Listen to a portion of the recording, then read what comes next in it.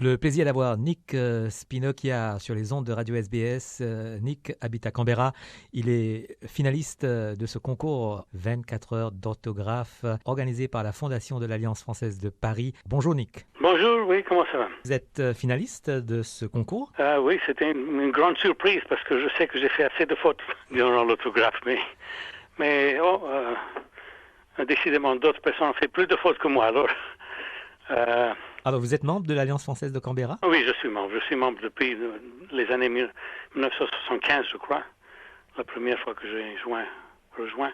Puis j'ai été à l'étranger, puis je suis retourné. Lorsque je suis retourné, j'ai renouvelé mon... Vous êtes redevenu membre de l'Alliance. Oui, c'est ça.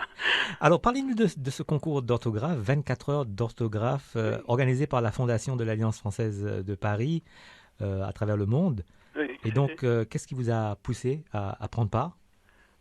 C'était un test, un examen défi de mon savoir en français. Alors, je voulais voir à quel degré je puis comprendre les informations et écrire ce qu'on me dit. Donc, c'était une dictée, d'après ce que je comprends? Oui, c'était une dictée. Mais il y avait aussi des questions multiple choice. C'était très intéressant. C'était... challenging, on dit challenge en français. Oui, un challenge, un gros défi peut-être. Un grand défi, oui, c'est ça. Absolument. Donc, il y a eu 128 alliances françaises à travers le monde, je crois, qui ont pris part à ce concours.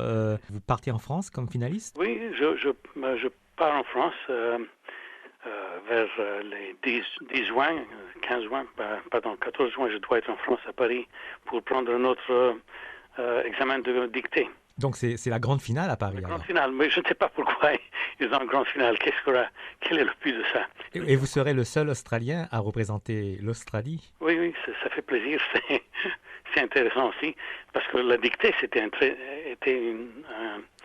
un texte très intéressant. C'était à propos des fautes qu'on fait. C'était une longue dictée, ça a pris combien de temps? Il y avait combien de gens dans la salle de classe? Il y avait 5, mais 2 se sont retirés.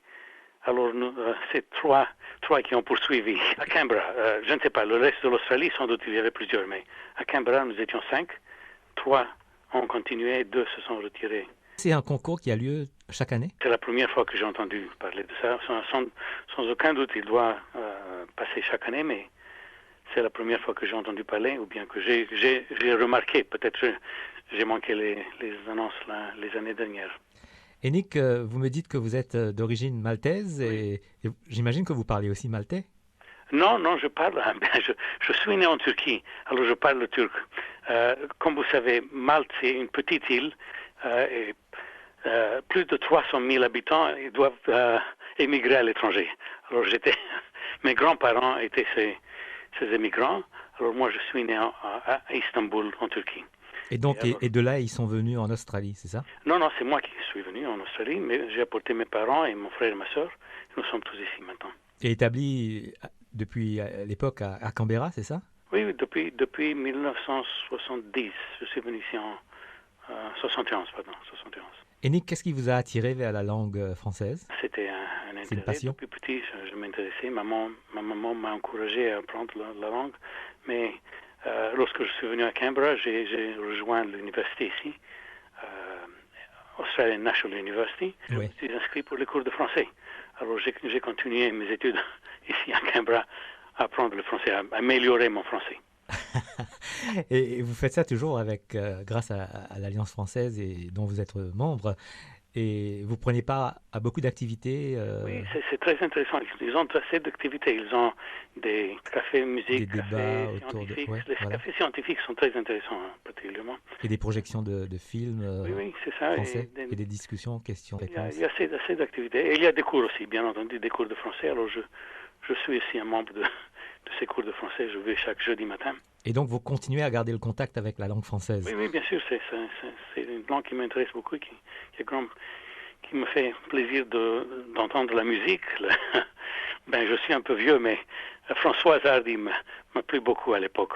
Alors, ces chansons étaient... Elle plaît toujours, oui, même aux jeunes. Plaît toujours. Il y a un film qui est sorti récemment avec pas mal de de chansons de Françoise Hardy. C'est le dernier film de François Ozon d'ailleurs Oui. qui est sorti en Australie. Si vous avez un petit moment pour aller voir. Je voudrais bien le voir. Il y a aussi Mireille Mathieu qui m'a plu, Johnny Holiday et Dalida et tous, toutes ces... Qui a bercé votre jeunesse. Oui, ça montre comme je suis vieux, mais ces chansons m'ont plu beaucoup. Alors, j'ai continué à... Ah oui, les chansons qui sont restées gravées dans la mémoire. Oui, c'est ça.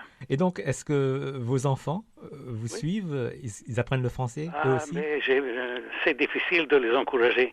L'aîné prend des cours aussi à l'Alliance française, alors ça lui plaît. La deuxième, j'ai 4 filles alors.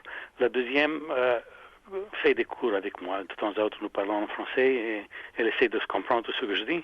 Je les encourage. Bien sûr, c'est un environnement différent ici. Alors, et quelle a été la réaction justement de vos enfants lorsque vous avez été sélectionné, vous êtes finaliste pour ce concours d'orthographe? Ils étaient très contents. Ils étaient surpris d'abord, mais ils étaient très contents. Toutes les 4 étaient très contentes de me voir gagner le prix. Comme je vous ai dit, j'étais très surpris d'apprendre.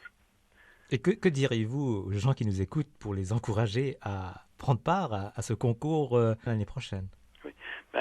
C'est une bonne chance pour pratiquer la langue, apprendre quel niveau chacun est capable de comprendre, d'écrire, etc. C'est une unique opportunité de participer. Le prix aussi est très encourageant. Ah oui, parce que c'est un voyage. Oui, c'est ça. Sur Paris, donc vous allez avoir de la chance de rester un petit peu en France, faire du tourisme après. Oui. J'irai en France pour ce concours, mais aussi mes filles aussi veulent venir avec moi. Et aussi, je compte aller à Lourdes. Oui. La dernière fois que j'étais à Lourdes, c'était en 1959. Alors, ça fait assez longtemps. Je voudrais bien aller là-bas pour des raisons personnelles. J'imagine aussi retrouver un petit peu le pays de vos parents. Oui, mais je ne crois pas que j'irai en Malte. C'est ça. Je compte aller en France, en Angleterre, en Grèce et en Turquie. Nick, merci d'être intervenu sur les ondes de Radio SBS. On vous souhaite nos meilleurs voeux pour ce concours en France et on espère que vous allez revenir avec le trophée.